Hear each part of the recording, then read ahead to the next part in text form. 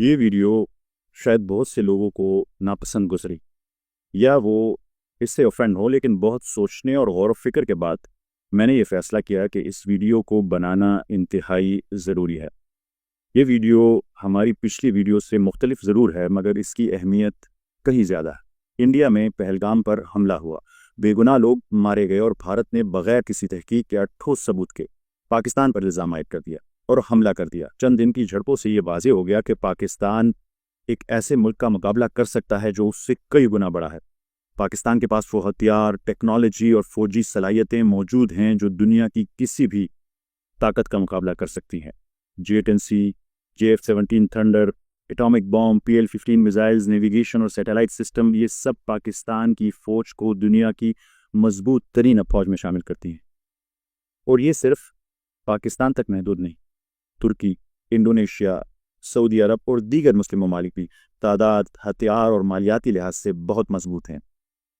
अगर हम यहूदियों और मुसलमानों की आबादी का तनासुब देखें तो हर एक यहूदी के मुकाबले में 125 मुसलमान हैं। एक यहूदी के मुकाबले हमें एक बहुत बड़ी अददी बरतरी हासिल है, और ये भी कि ज़्यादातर यहूदी गज़ा पर हमले के हामी नहीं, बल्कि वो हमसे ज़्यादा गैरतमंद हैं और मुसलसल इसके खिलाफ एहतजाज कर रहे हैं। लेकिन अगर हम इतने ही मजबूत हैं तो फिर गज़ा में हमारी आंखों के सामने नस्ल कुशी क्यों हो रही? बच्चे अपनी माँ की गोद में मर रहे हैं, स्कूल, कॉलेज, अस्पताल, घर तबाह किए जा रहे हैं, औरतों, बच्चों, मर्दों को सिर्फ तफरीह के लिए मारा जा रहा है, बिल्कुल वैसे जैसे GTA गेम में एनिमेटेड कैरेक्टर्स को मारा जाता है। वहाँ ना खुराक है, ना छत, ना कोई फैसिलिटी। फिर हम खामोश क्यों हैं, ख़ास तौर पर जहाँ सूरह निसा की आयत नंबर 75 में इस बारे में अल्लाह का वाज़ेह पैगाम हो, सिर्फ मुसलमानों के लिए नहीं बल्कि किसी भी इंसान के लिए, जिसका तर्जुमा है, और तुम्हें क्या हो गया है कि तुम जंग नहीं करते अल्लाह की राह में, और उन बेबस मर्दों, औरतों और बच्चों की खातिर जो मगलूब बना दिए गए हैं, जो दुआ कर रहे हैं कि ए हमारे परवरदिगार, हमें निकाल इस बस्ती से जिसके रहने वाले लोग जालिम हैं, और हमारे लिए अपने पास से कोई हिमायती बना और हमारे लिए ख़ास अपने फजल से कोई मददगार भेज दे। तो मुस्लिम उम्मा मददगार क्यों नहीं बन रहा? अल्लाह के वाज़ेह हुक्म के बावजूद उम्मत मुस्लिमा खामोश क्यों है? इसकी सिर्फ एक वजह है, जिसे अल्लामा इकबाल ने खूबसूरत अल्फाज में बयान किया।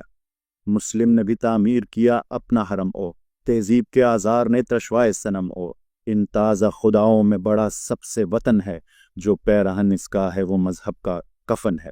वतन परस्ती, पैट्रियाटिज़म ने हमें उम्मत से जुदा कर दिया है।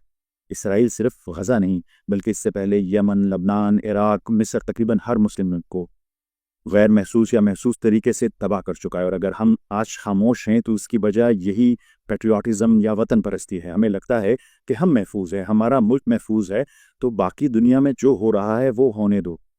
मुल्ला को जो है हिंद में सजदे की इजाज़त, नादां ये समझता है कि इस्लाम है आज़ाद।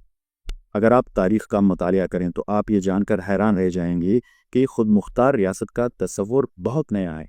ये सिर्फ 17वीं सेंचुरी में यूरोप में तब शुरू हुआ जब फ्रेंच रेवोल्यूशन आई, और मुस्लिम दुनिया में तो ये 19वीं सदी के शुरू में खिलाफत उस्मानिया के खात्मे के बाद ही शुरू हुआ। एक ऐसा नया तस्वुर जिसके लिए हम आज दीन को भी कुर्बान कर देने के लिए तैयार है। इससे पहले या तो बादशाही निज़ाम था या चर्च का निज़ाम गालिब था, जबकि मुसलमानों के लिए खिलाफत का निज़ाम मौजूद था। इस दौर में कौम, सरहद या मुल्क के नाम पर मरने या मारने का कोई तस्वुर नहीं था। क्या इस्लाम में वतन का तस्वुर है या सिर्फ उम्मत मुस्लिमा का? गुफ्तार सियासत में वतन और ही कुछ है, इरशाद नबूवत में वतन और ही कुछ है। बाजू तेरा तौहीद की कुव्वत से कभी है, इस्लाम तेरा देश है, तू मुस्तफ़वी है तर्क वतन सुन्नत महबूब इलाही, दे तू भी नबूवत की सदाकत पे गवाही। क्या आप कल अल्लाह को जवाब दे सकेंगे कि मैं इसलिए खामोश रहा क्योंकि मैं वतन परस्त था, पैट्रियाटिक था, अपने वतन से मोहब्बत थी? क्या सूरह निसा की आयत नंबर 75 आपको झंझोड़ने के लिए काफ़ी नहीं? क्या वो अल्लाह का वाज़ेह हुक्म नहीं? तो क्या आप अल्लाह के हुक्म पर वतन को तरजीह दे रहे हैं? फ़लस्तीन हो, वज़ीरिस्तान हो या कहीं भी, अगर बच्चे मुल्की सालमियत के नाम पर मर रहे हैं तो क्या ये दुरुस्त है? इसराइल सिर्फ गज़ा तक महदूद नहीं रहेगा, वो बिलाखिर आपके बच्चों, ख़वातीन और मुल्क को भी निशाना बनाएगा, चाहे बराह रास्त हो या भारत के ज़रिए। इनके लिए भारत मौज पाकिस्तान को कमज़ोर करने का एक हथियार है। अगर हम इस्लाम के अलावा कोई और शनाख्त रखते हैं तो फिर हम बलोच, पख्तूनिस्तान, सिंधी या पंजाबी के नारे लगाने वालों को क्यों कुचलते हैं? وہ بھی تو وہی کر رہے ہیں جو ہم حب الوطنی کے نام پہ کرتے ہیں۔ ہماری واحد اور اصل شناخت صرف اور صرف مسلم امہ ہے۔ کیا آپ سمجھتے ہیں کہ مظالم پر خاموش رہنا صرف حب الوطنی کے نام پر دانشمندی ہے؟ کیا آپ اب بھی خاموش رہیں گے؟ آپ چاہیں تو خاموش رہ سکتے ہیں، مگر آپ کو اس کا جواب دینا ہوگا۔ کیا یہ کافی ہوگا کہ آپ کہیں کہ میں چند سو سال پرانے تصور وطن پر اللہ کے حکم کو چھوڑ رہا ہوں؟ جب شاہ کے ایک اشاروں پر اپنوں میں نیازیں بڑھتی ہوں، جب آنکھیں غربت ماروں کی حسرت کا نظارہ کرتی ہو، جب قلم ظالم جابر کی عظمت کا قصیدہ لکھتی ہوں، جب حق کی باتیں کہنے پر انسان کی زبانیں کٹتی ہو، اس حال میں ہم دیوانوں سے تم کہتے ہو خاموش رہو۔